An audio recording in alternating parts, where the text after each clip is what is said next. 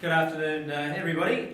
So I'm Davis Creais. I'm from Bardia Perry, where I'm a partner, along with my colleague Mark here, who's here today, and he'll be, well, we're topping and tailing the conference today. We're starting off with the law and we're finishing with the law. Some people would say that's very relevant. Others would say that's very unfortunate. We both practice in the building and construction area. Mark tends to do the upfront work, doing your procurement, doing your contracts and administration, and I tend to come in at the end when things start to go wrong. But we're pretty interchangeable. We can both do both. Now, your conference today has as its theme combustible cladding. Mark's going to give you a legal perspective on combustible cladding, and in particular what's been happening here in Australia, and we have some particular insights into the La Crosse fire. We're actually doing some work for the supervisor who's been retained to rectify the damage down there caused. So Mark's got some great insights into that, which he'll talk to you about. I'm not going to talk about cladding. I'm doing a general legal update, as it says, and there's two things I want to talk to you about today. Going the right way. Okay. So now, those of you who especially do court work will be familiar with the principle that if there's a defect and it requires rectification, or apparently requires rectification, well, that's what has to happen, and you get the cost of that rectification unless it would be unreasonable to do the rectification. Now, this is a case, as I said, it's a legal update. It's really an affirmation rather than a change. So one of the members in NCAT tried to put a bit of a gloss on what the basic principle is, and he was corrected by the appeal panel. So as you see, it was a fairly ordinary domestic building, but the owners wanted a 120,000 litre water tank. The builder installed a 110,000 litre water tank. He did that because apparently, and you guys probably have a better idea than me, standard size water tanks, they go up in tens, and you can get a 110,000 litre water tank and you can get a 130,000 litre water tank, but you can't get a 120,000 litre water tank unless you do a special order. So he put in 110. I don't know whether he hoped it wouldn't be noticed. Not sure. Anyway, it was noticed, and as part of a wider claim, the owners said, well, we're not getting what we want, you've got to rectify. And so they said, we want you either to stick in a 120,000 litre water tank or give us some money for it. Well, the member said, no, we're not going to do that. And the reason is this, that the Belgrove and Eldridge principle that you do the rectification or you pay for the rectification as long as it's a reasonable course to adopt.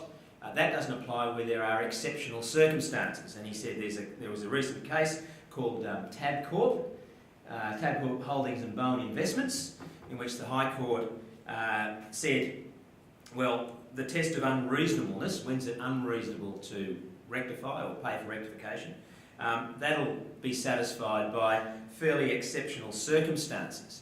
And the member in this case said, well, there are exceptional circumstances in this case, and the reason is because, I'll just go back to the previous slide, the reason is because the owners haven't provided me with any evidence as to what their real loss is, how they're disadvantaged by having a 110,000 litre water tank instead of a 120,000 litre water tank. So in the absence of that to me meaning the member, that's exceptional, and so I'm not going to award any damages, and I'm certainly not going to say that the builder has to rip out the 110,000 litre tank and replace it with a 120,000 litre tank. So off we went to the appeal panel.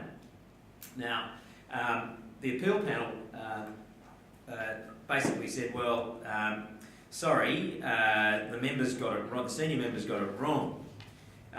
The senior members got it wrong because Tabcorp didn't change the law. You shouldn't be focusing on these exceptional circumstances. What it's all about is is there some reasonable course to adopt? Is replacement or payment for the equivalent difference reasonable? And they said, well, it is, and it's not up to, and importantly, it's not up to the owner who's complaining to prove that they've lost something. It's up to the builder to prove that it would be unreasonable to make him either pay for it or replace it. So they said, yes, you're right, pulling a 110,000 litre water tank out and replacing it with a 120,000 litre water tank, that is unreasonable. That's not a reasonable course to adopt. But if there is, they looked at, well, what could be done in the alternative, and they said, well, a 130,000 litre tank would cost about $1,300 more. So we're going to order the builder to either pay that $1,300 or install a 10,000 litre tank to bring up the total capacity to 120,000 litres. So they said that's a reasonable course. Forget these exceptional circumstances. And by the way, that when the High Court talked about exceptional circumstances, what the High Court was actually referring to was the example that was given in the original case, the 1954 case of Belgrave and Eldridge. So what they said in Belgrave and Eldridge was, well, look, imagine for a minute that the specification is for the house to be rented, to be built in brick. It's to be built with face bricks, and it's to be rendered. And the builder goes along and he doesn't build it with face bricks, he builds it with commons and renders it. Now, it would be unreasonable, it wouldn't be a reasonable course to adopt, to make the builder demolish the whole house, use face bricks, which are then going to be covered by render anyway. So that's an example, they said, of a circumstance where it wouldn't be reasonable to force the builder to redo it. And so in Tabcorp, the High Court commented, so it's only going to be a reasonable course where it's going to be pretty exceptional, or unreasonable where it's exceptional. And that's where the senior member picked it up from. So we can forget about exceptional circumstances. It's whether it's a reasonable course to adopt, and the appeal panel referred to this case, a South Australian case by the South Australian Full Court, where Stone and Chapel, where they gave us a bit of guidance as to what you look at to determine whether or not it's a reasonable course to adopt. And there are 8 different criteria, different things that you look at. I won't go through them all. You might think that they're fairly obvious, but it always helps to have a bit of a list. But what we're going to do is these slides will be up on the website, on the ASBC website, sometime after the conference. So if you want to go and have a look and take down the eight criteria, well then you'll have them there. So that's that issue in Woodward and Melrose about when it's reasonable and not reasonable to rectify. So those of you who do expert work and who write reports, you might be asked to, in your report, to identify, and as you're required to by the expert witness codes of conduct, to say what a reasonable rectification would be.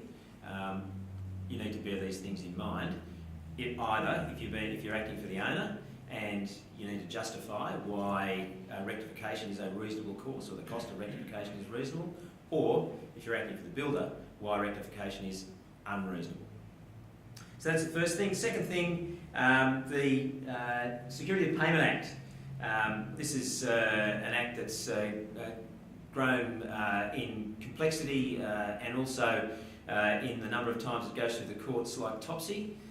The government has asked John Murray from Master Builders Association to review it, see what's wrong with it, see if he can suggest some things to fix it up, make it easier to use. It's certainly relevant to building consultants because if you're asked to do some work in the course of the construction of a building, that is something that falls within the Security of Payment Act, and you can make sure you get paid your fees in a quicker way and a more certain way by using the Act.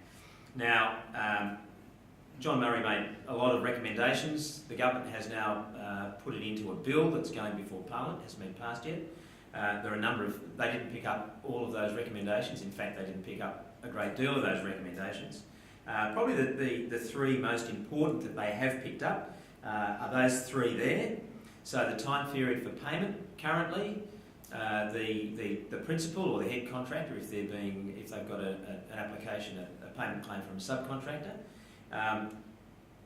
owner head contractor, principal head contractor, 15 business days to pay, that's to be reduced to 10, and head contractor, subcontractor, 30 business days to pay, that's being reduced to 20. There was a requirement when the Act first came in that on your payment claim you had to say this is a payment claim under the Building and Construction Industry Security and Payment Act.